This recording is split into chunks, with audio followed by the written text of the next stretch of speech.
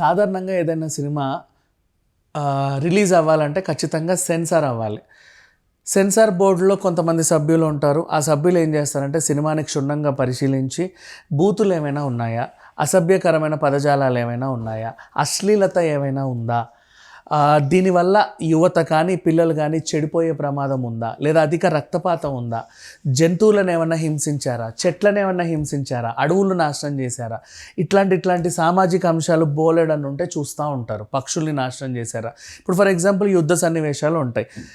వీళ్ళు ఏం చేస్తారంటే యుద్ధ సన్నివేశాలు వీళ్ళు యుద్ధం చేస్తా గుర్రాలను కూడా కింద పడేసి ఆ గుర్రాలు కూడా ఇటెగిరి వాటిని కూడా కొంతమంది పొడిచి ఇలాంటివి చేస్తూ ఉంటారు. అవి చాలా నేరం, చూపించకూడదు కొన్ని అంశాలు. నెక్స్ట్ ఇప్పుడు మనిషిని పొడిచి చెట్టుకేసేస్తారు. అంటే నువ్వు చెట్టును కూడా పొడిచినట్టే ఇండైరెక్ట్గా చెప్పాలి అంటే. ఆ చెట్టు ఎండిపోవచ్చు, నాశనం అవ్వచ్చు, మనకు తెలియదు.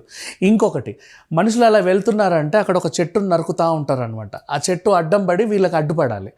వీళ్ళని ఆపడానికి నువ్వు ఒక చెట్టును నరకాల్సిన అవసరం లేదు. అది కూడా సెన్సార్ విషయంలో ఒక కట్టు చెప్పాల్సిన అంశమే. ఇట్లా చాలా చాలా చాలా సెన్సిటివ్ ఇష్యూస్ ఉంటాయి.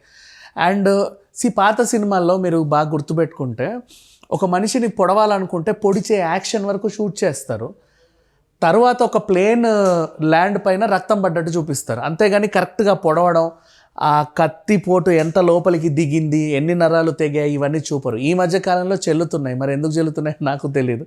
ఆ చెల్లింపు కాస్త ఒక్కసారి గేట్స్ ఓపెన్ అయిపోతే అధిక రక్తపాతాలు, అధికంగా బుల్లెట్ల వర్షాలు, తలలు నరుక్కోవడాలు. ఈ మధ్య ప్రతి సినిమాలో ఇంటర్వెల్కో ప్రీ క్లైమాక్స్లో విలన్ తల నరకడం, ఆ ఫుట్బాల్ ఆడడం కూడా ఫ్యాషన్ అయిపోయింది. అంతెందుకు పాన్ ఇండియా సినిమాలకు కూడా.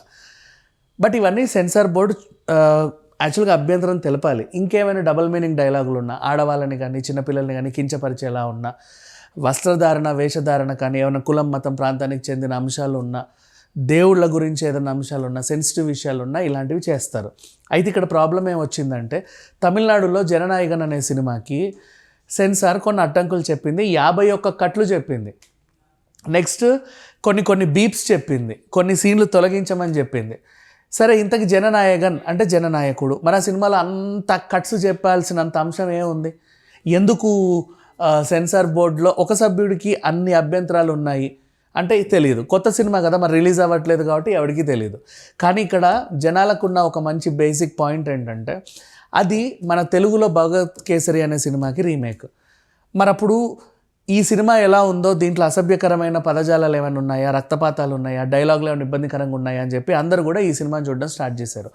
ఈ సినిమా చూసిన తర్వాత అర్థమైంది ఇది సామాజికంగా ఒక మెసేజ్ ఓరియంటెడ్ సినిమా. బాలయ్య చేత చిన్నపిల్లలకి ఒక ఇప్పుడు మనకి బంజారాహిల్స్లో జరిగిన ఇన్సిడెంట్ని బేస్ చేసుకొని ఒక సీన్ ఉంటుంది.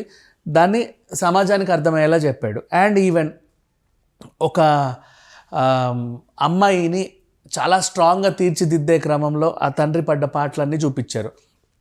మరి దీంట్లో ఎక్కడ అశ్లీలత ఉంది, ఎక్కడ అసభ్యత ఉంది, ఎక్కడ కట్స్ చెప్పాల్సిన అంశం ఉంది తెలియదు. పోనీ దీన్ని ఏమైనా జననాయకంలో మార్పులు చేర్పులు చేశారంటే ఏం మార్పులు చేయాలి. క్లైమాక్స్లో కొంచెం లైట్గా అతికించారు. ఇక్కడ బాలయ్య ఏంటి, ఒక రిటైర్డ్ ఖైదీలాగా ఉంటాడు. వేరే గోల్స్ ఏమి ఉండవు, అంబిషన్స్ ఏమి ఉండవు. బట్ ఇక్కడికి వచ్చేసరికి అంటే జననాయకుడికి తర్వాత రాజకీయాలకు వెళ్ళాలని, సమాజాన్ని ఉద్ధరించి ఏదో చేయాలని ఒకటో రెండో అరో డైలాగులు పెట్టారు. అది కూడా హార్డ్లీ 5 to 10 minutes సీన్ అడిషనల్గా ఉంటుందేమో అంతే. మరి ఆ 5-10 నిమిషాల్లో 51 కట్లు, బీపులు ఇన్ని ఎలా ఉంటాయి? ఖచ్చితంగా ఇది ఉద్దేశపూర్వకంగా చేశారు అని చెప్పి గతం నుంచి మనం మాట్లాడుకుంటూనే ఉన్నాం. రాజాసాబ్తో సహా ఈ సినిమా విడుదల అవ్వాల్సి ఉంది యాక్చువల్గా చెప్పాలి అంటే 9th, అది కాక 16th, అది కాక ఇప్పుడు నెల కూడా అయిపోతుంది ఆల్మోస్ట్. ఇంకా సినిమాకి రిలీజ్ అనేది ఇవ్వట్ల. అయితే రీసెంట్గా హైకోర్టులో వీళ్ళు ఏం చేశారంటే దాన్ని విత్డ్రా చేసుకున్నారు. మళ్ళీ రివైజింగ్ కమిటీకి పంపాలి ఈ సినిమాని అని చెప్పారు. ఏదైనా సెన్సార్ బోర్డు ఒకవేళ అభ్యంతరం తెలిపితే రివైజింగ్ కమిటీ అనేది ఒకటి ఉంటుంది. మళ్ళీ ఆ రివైజింగ్ కమిటీ చూసి మీరు పలానా సీన్లు తొలగించండి, పలానా బీపులు వేయండి, లేదా పలానా కట్ చేయండి, తీసేయండి, అప్పుడు మీ సినిమాకి ఒక అందమైన సర్టిఫికేట్ ఇస్తామని చెప్తారు. మరి ఈ రివైజింగ్ కమిటీకి వెళ్ళి ఆ సినిమా కత్తిరింపులన్నీ చేసుకొని మళ్ళీ విడుదలకి సిద్ధం అవ్వాలి అంటే ఎంత కాదనుకున్నా ఇంకో నెల రోజులు టైం పడుతుంది. అయితే ఇదంతా కూడా ఉద్దేశపూర్వకంగా చేస్తున్నారు. పొత్తు పెట్టుకోకపోవడం వల్ల చేస్తున్నారు అనే ఆరోపణలు కూడా ఉన్నాయి. ఎందుకంటే తెలియని సినిమా అంటే ఎవరిని అనుకోవచ్చు, అందరికీ తెలిసిన సినిమాకి 500 కట్లు చెప్తే ఎవరు ఊరుకోరు. మరి జననాయకన్ అనే సినిమా ఇప్పటికన్నా విడుదల అవుద్దాం. మనం ఎప్పటి నుంచి నన్ను అడిగితే సంక్రాంతి సినిమాల ముందు నుంచి అన్ని ట్రైలర్లు చెప్పుకున్నప్పటి నుంచి జననాయకన్ గురించి మాట్లాడుకుంటూనే ఉన్నాం. అది వాయిదా పడ్డ ప్రతిసారి మాట్లాడుకుంటూనే ఉన్నాం. ఇప్పుడు కూడా మాట్లాడుకుంటూనే ఉన్నాం. మనం మాట్లాడుకుంటూనే ఉంటున్నాం కానీ ఈ సినిమా మాత్రం విడుదలకి నోచుకోవట్లేదు. అట్లీస్ట్ ఈ రివైజింగ్ కమిటీలోనైనా ఎలాంటి ఇబ్బందులు లేకుండా ఈ సినిమా మనస్ఫూర్తిగా రిలీజ్ అవ్వాలని కోరుకుందాం. Thank you so much.